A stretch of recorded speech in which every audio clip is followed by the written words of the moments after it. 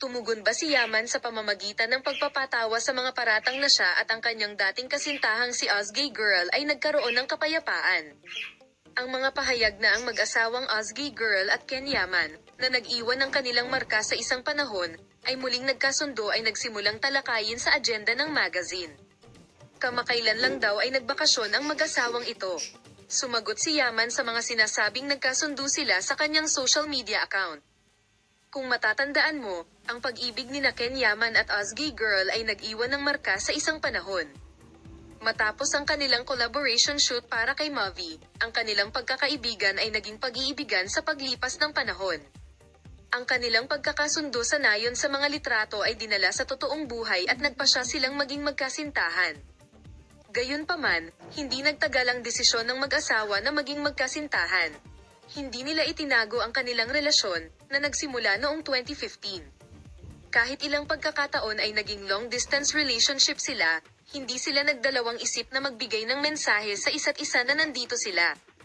Siyempre, ang sweet love ng mag-asawang ito, na mahigpit na sinusubaybayan ang bawat post na ibinahagi nila sa social media noong panahong iyon, ay hindi umiwas sa magazine at hindi nag-atubiling ipakita na mahal nila ang isa't isa, ay lubos na kahanga-hanga para sa aming lahat.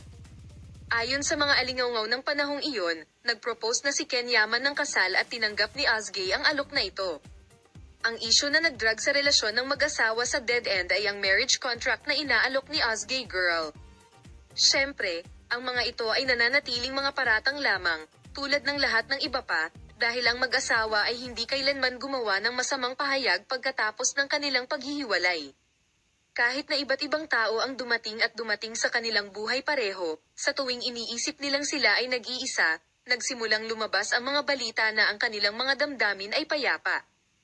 Lalo na noong nakaraang tag-araw, nakakalito na sinundan ni Ken Yaman si Ozgay Girl kasama ang kanyang kapatid na babae pagkatapos ng maraming taon. Bagamat ang pag-iisip ng dalawang kamay na muling nakikipagpayapaan pagkatapos ng mga taon ay nagpasigla sa kanilang mga tagahanga, walang amoy sa ilalim nito. Lumipas ang mga buwan at nagkapayapa sina Ken Yaman at Ozgay Girl.